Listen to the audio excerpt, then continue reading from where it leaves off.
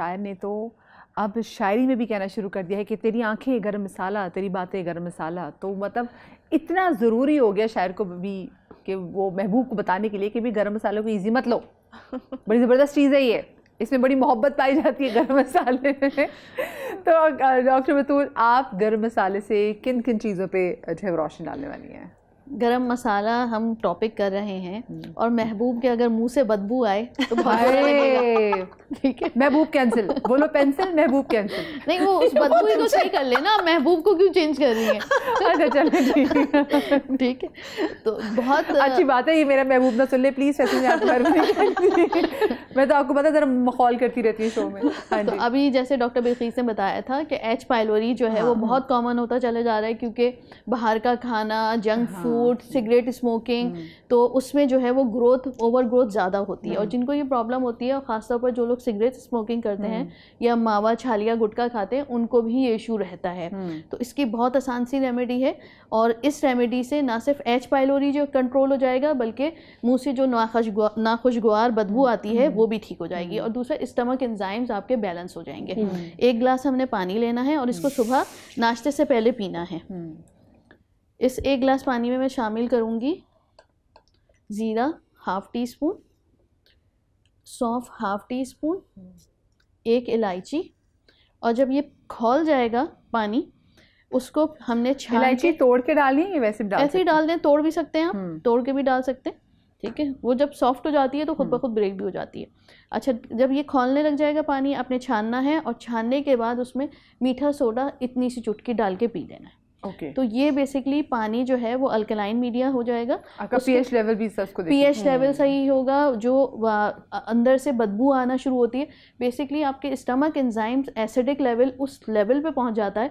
H pylori सिर्फ acidic medium में ही फलता फूलता है, और हम उसके लिए एनसेड्स खा रहे होते हैं, एंटासिड्स खा रहे होते हैं, सिरप्स पी रहे होते हैं।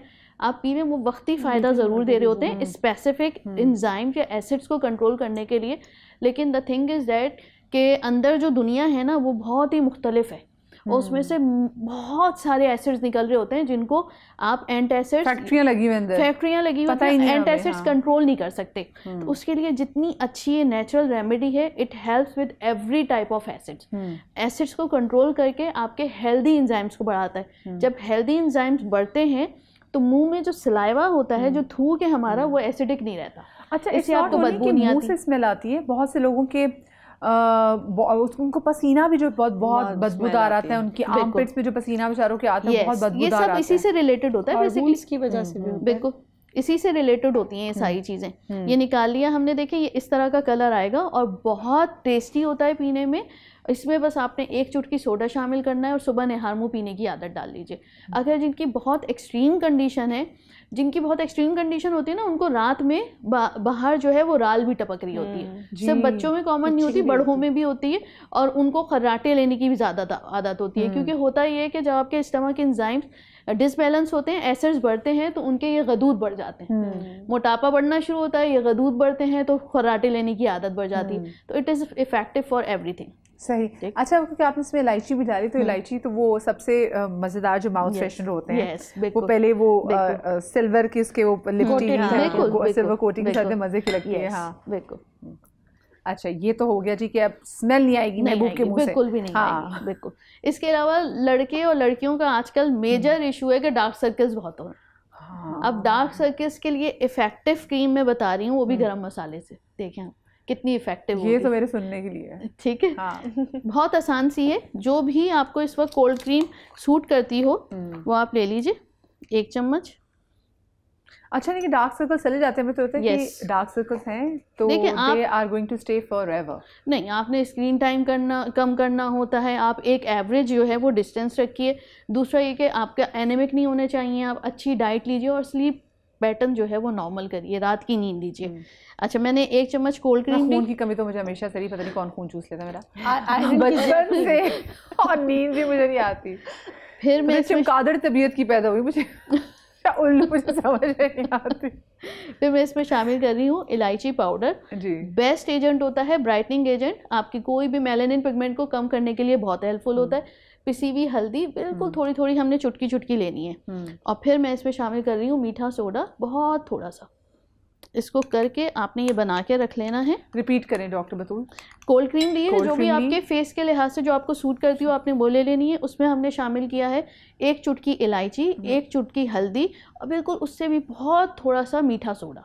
इसको बनाकर रख देना है। अंडर आई आप ऐसे करके लगाइए, अपर डायरेक्शन में लगाइए यहाँ पे, और ये मसाज ज़रूर करिए। जितनी सर्कुलेशन अच्छी होगी उतनी जल्दी डार्क सर्कल्स रिमूव होते हैं। ओके, अच्छा ये डार्क सर्कल्स रिमूव हो जाते हैं फिर मध्यम पड़ जाते हैं?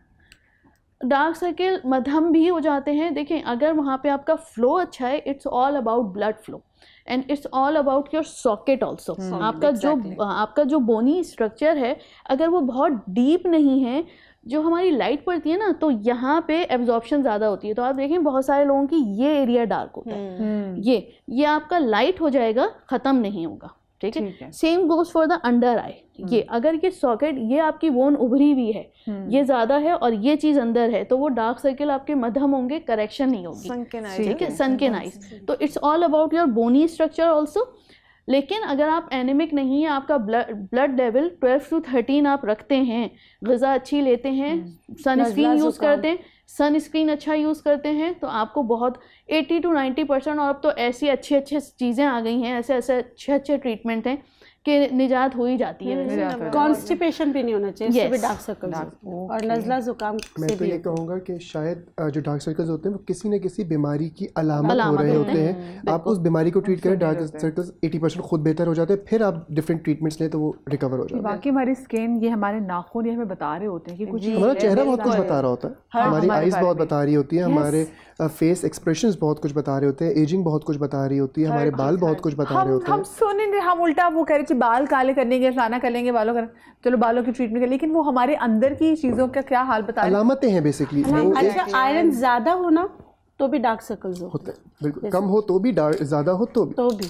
ओके, तभी मैं देखती थैलेसीमिया के बच्चों का भी डार्क सर्कल, बहुत ही बॉडी में आयरन की क्वांटिटी बढ़ जाती है खून की वजह से। जी, अब मैं बना रही हूँ हेयर ग्रोथ स्टिमुलेटर। ठीक है, क्या आप कैसे अपने बालों की अफजाइश कर सकते हैं इन मसालों से। वाह, बहुत इजी रेमेडी है। 1 गिलास मैंने पानी लिया है, इसके बाद मैं इसमें शामिल कर रही हूँ 1 चम्मच सौंफ, बड़ी इलायची 1, इसके बाद मैं फ्रेश ड्राइड रोजमेरी शामिल कर रही हूँ, और ये कैप्सूल आती है CoQ10 की, ये शामिल कर रही हूँ। अच्छा, जो CoQ10 आपने मुझे बताया भी था कि अगर वैसे आपके ब्रेन फॉगिंग हो रही हो, बिल्कुल उस पे भी, हाँ, ये आप खाने के लिए भी इस्तेमाल कीजिए और लगाने के लिए भी इस्तेमाल कीजिए। ये 1 ड्रॉप हमने इसमें डाल दिए, 2 से 3 ड्रॉप, बस ये बॉयल आ गया है, फिर हम इसको हटा देंगे चूल्हे पे से, और जैसे ये ठंडा हो जाएगा, इसको आप छोटी सी बॉटल्स आती हैं आजकल, स्प्रे बॉटल्स, उसमें फिल कर लीजिए, यूज़ कीजिए। 7 to 8 डेज अप्लाई करने के बाद दोबारा बना लीजिए। तो आपने जड़ों से लेकर नीचे तक लगाना है, बच्चों से लेकर बड़े तक लगा सकते हैं। आजकल बच्चे, छोटे छोटे बच्चे 2 साल 3 साल, उनको भी हेयर फॉल के इशू, बहुत बाल गिर रहे हैं। क्यों? न्यूट्रिएंट्स की कमी है। अगर और बच्चों को खिलाएं ये फ्रोजन चीज़ें, यस एग्जैक्टली, नहीं खिलाएं। इवन जो मदर फीड पे हैं उनको भी ये इशू है, क्योंकि माओ की तो नहीं है बेसिकली। सबसे बड़ा जुर्म जो हम लोग आजकल माएँ कर रही होती हैं, फीडिंग मदर है और 3 महीने का बच्चा है, मुझे डाइटिंग करनी, वजन कम करना है। अरे भाई, बच्चे की खुराक पूरी होने दो, कम से कम 2 साल नहीं तो चलो 1.5 साल मिनिमम, बच्चे को 1.5 साल के होने दो, उसके बाद अपनी परवाह कीजिएगा। उससे पहले करने से आप बच्चे की सेहत को मुतासिर कर रहे होते हैं, बच्चा डिफरेंट बीमारी में मुब्तला हो रहा होता है। But Ghalib the thing is that कि ना, जो सोसाइटी है ना, जो उनके सराउंडिंग्स हैं, उनको ये बात समझने की, अब जब आपके हस्बैंड का प्रेशर होगा, आपके इन लॉज का प्रेशर होगा कि अपनी बॉडी आप नॉर्मल कीजिए, अपनी बॉडी बैक टू शेप कीजिए, तो बेचारी लड़की ने क्या करना, एक्सरसाइज से कर सकती है। ऑल दीज थिंग्स माशरे को समझनी चाहिए ये चीज बेसिकली, ना सिर्फ ये कि औरत को, पूरे माशरे को समझनी चाहिए। वो तो बेचारी है, उसकी बॉडी चेंज हो गई है, बिल्कुल। And all these things hormonal, 1000 days लगते हैं बैक टू बॉडी आने में। आपने बच्चे की 1000 डेज ख्याल करना है, उसमें आप खाएंगे भी, पिएंगे भी, सब कुछ, अल्टीमेटली वो यूज़ तो बॉडी करेगी ना आपकी। तो ये चीज़ें अब आप उसमें से निकलने की ज़रूरत है कि भाई आप बैक टू बॉडी शेमिंग से निकलने की ज़रूरत है, और ये थोड़ा सा वो लोग जो शादी करके लेकर जाते हैं लड़की को, प्लीज़ ट्राई टू अंडरस्टैंड कि ये सारी चीज़ें टेक्स टाइम। कमरा बनती है तो बच्चा होता है, भाई औलाद हो रही है आपको। अच्छा, एक और टिप बहुत है, बड़ी नेमत है, शुक्राना अदा कीजिए। एक और बड़ी टिप है, जो हस्बैंड है ना, उनको आईने के आगे खड़ा कर दे, ताकि उनको भी नज़र आए ना, अपना आप नज़र आए कि भाई आप में भी ये सारी खूबियाँ हैं, पेट, सर, बाल।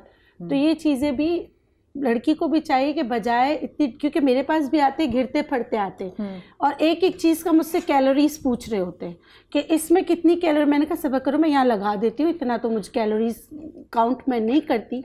इतने कैलोरी का 500 कैलोरीज पे कैसे वो बच्चे पालेंगे। और दूसरी बात है, गर्दन काली हो जाती है, वो भी हार्मोन्स की वजह से पूरी गर्दन काली हो जाती है, हाथ पाँव काले हो जाते हैं। उस पर आप कोई भी ट्रीटमेंट करा लो, जब तक आपके हार्मोन सही नहीं होंगे ये सही नहीं होगा, इफेक्टिव नहीं होगी। जी doctor Batool, I am done. आपकी चीज़ें होगी, वाजी आ जाएं। और आपने बड़ी जल्दी वैसे मुझे जो आपने क्रीम वो बताई है वेरी इफेक्टिव, वो मैं सोची मैं ही ले जाऊंगी ना क्योंकि बाकी हम डार्क सर्कल्स, हम अपनी ग़िज़ाई किल्लत पे तो बात ही नहीं कर रहे होते ना, हमें भी ज़बान के चस्के लग गए हुए हैं। बिल्कुल कि हमें तो ये भी खा ले, घर में चीज़ अच्छी बनी हो तो फिर तो नहीं, कुछ बाहर से मंगवा लें। अरे भाई बना हुआ घर में। गालिब मैं चाहूँगी कि आप ज़रा